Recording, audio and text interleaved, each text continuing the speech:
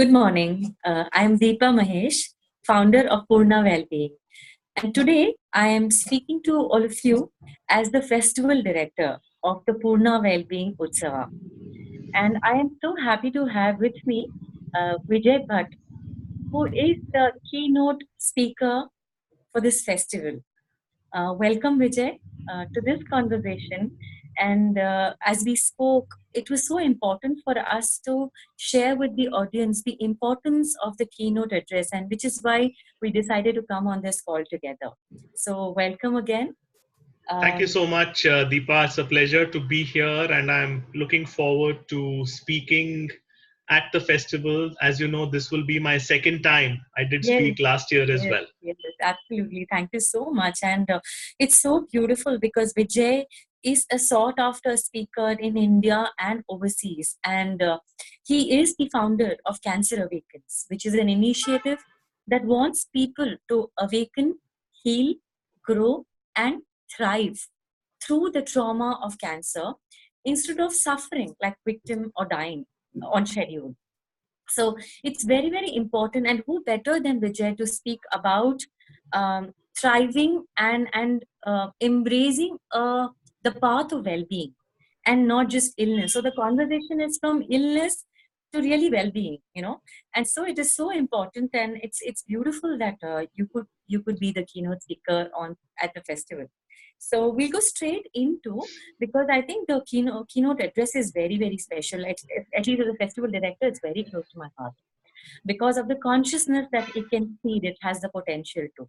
So, Pune Wellbeing Festival is a celebration of holistic well-being. So, what, in your view, is holistic well-being? Um, it's interesting you should use the phrase holistic well-being because actually, well-being is holistic by nature. So true, yeah. There is Yeah, there is true. no there is no well-being without it being holistic. That's And true. the best way to illustrate that is not in English, but to look at the Sanskrit words, which I believe are far more precise. So in Sanskrit, there is a word called arogya, Correct. arogya, which means the absence of illness. Yes. Now, many people believe that good health or well being is simply the absence of illness.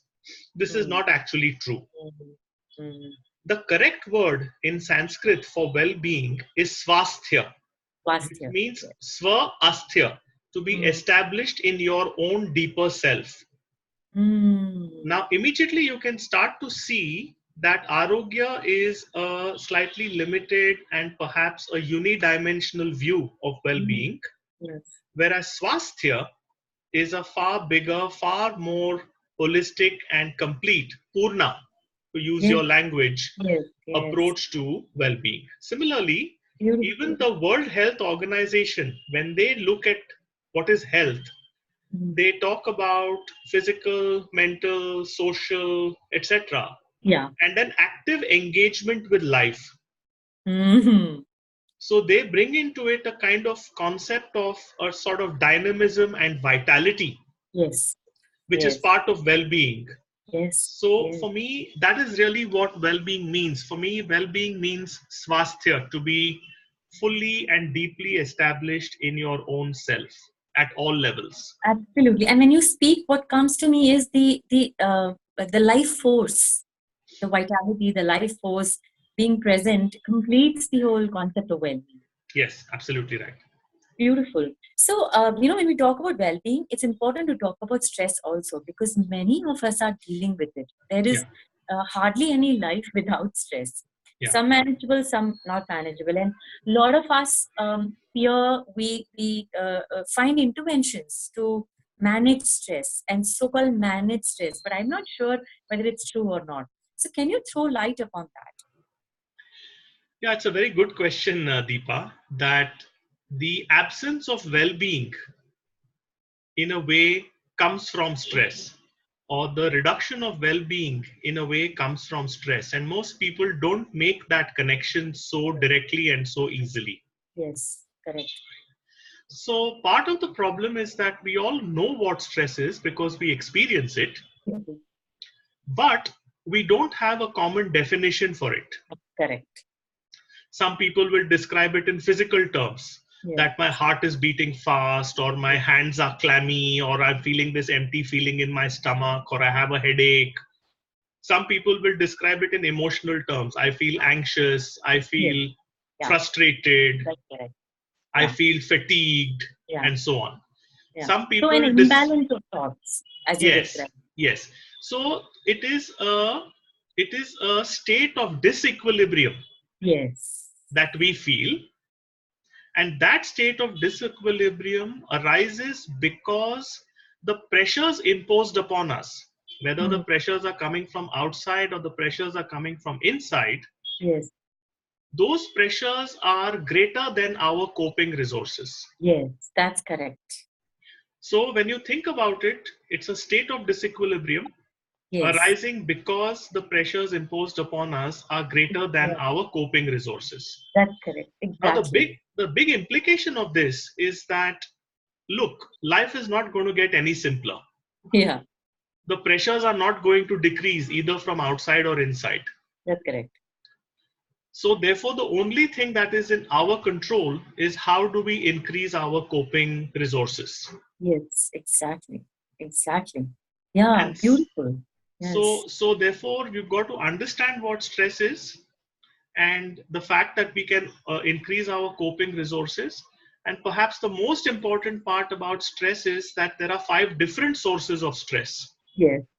right? As we like to say in our work, that there is physical stress, there is emotional stress, there is mental stress, there is relational stress, Yes. and then there is even something we call as spiritual stress. Yes. And so, at each one of these levels, if we can understand what your stressors are, then it becomes possible to actually address them. And all the methodologies and tools and techniques and approaches that are out there can be very sharply focused on the appropriate source of stress rather than Fantastic. just doing it loosely or without really understanding or without really focusing it. Yes, exactly. And I think what you and your team have designed as the holistic health questionnaire, which I'm so glad you introduced it to me. And I personally took it and understood a lot of things. And now all those who register for the Poorna Wellbeing Utsava are going to be asked to take, in fact, urged to take. I'm not saying force because we don't want to create one more stress point there. Yeah, true. So, can you throw light upon this questionnaire? Because I really felt a great diagnosis gave me a lot of understanding of what I need to focus and what I don't. Because there is no life without it. I mean, it's impossible. I don't know if it's possible. So, if you can throw light on that, and what will the participants get if they take the questionnaire? Yeah, so most people take an annual medical checkup, right?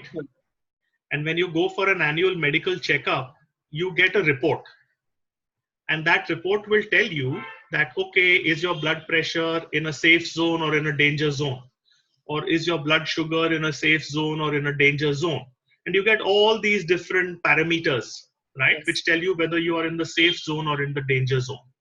Now if you find something that is there in the danger zone, you know what to do about it, Yes. and you can get some treatment or you can go to a specialist and so on. Now, in the case of stress and well being, there is no such comprehensive instrument. Yes. So, my question to most people is, what's your diagnosis when it comes to your whole self? Yes. Correct.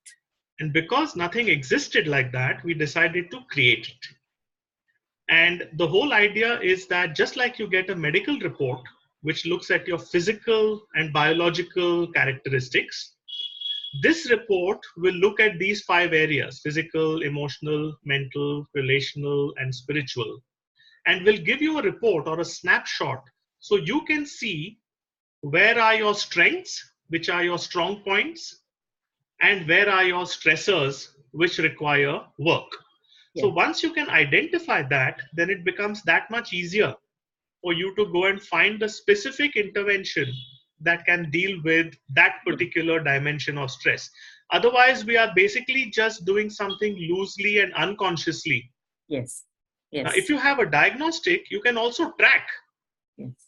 Say, in my next checkup, in my next report, am I going to see some change or not see some change? Yes. Exactly. So it is both a diagnostic and a metric, means Yes. something to understand where I am today and also something to track and measure my progress. Yes. And also, one important point you're saying is it is initiated and sustained by the self, by the Yes, person. So yes, I take responsibility of for my well-being. absolutely. Absolutely. All you need is a mirror to show you what is actually There you going are. on with you as a person. Yes. And with that feedback, you can actually take the actions you need to take, Yes. or Yes. you can join a program like the Utsava that you're setting up Yes. and really taste different methodologies and Yes. approaches Yes. and choose which are the ones that are most relevant to you. Exactly. Thank you for bringing that, because once the participants take the questionnaire, the choice of sessions which will be out to make a choice on the 1st of December, the choice of session can become so tailor made to what you need that you can make the most out of the Utsava, and that is Vijay's and my wish to the humanity, that we take charge of our well-being and also make conscious choices of Yeah, what we need to and where we need to be. yeah, So, I mean, I really, in intention, we both are so aligned, Vijay. So it's so beautiful.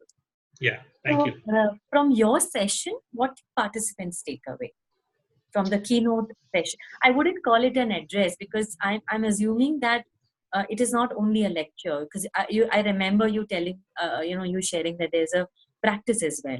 Yeah, So we can throw light on that.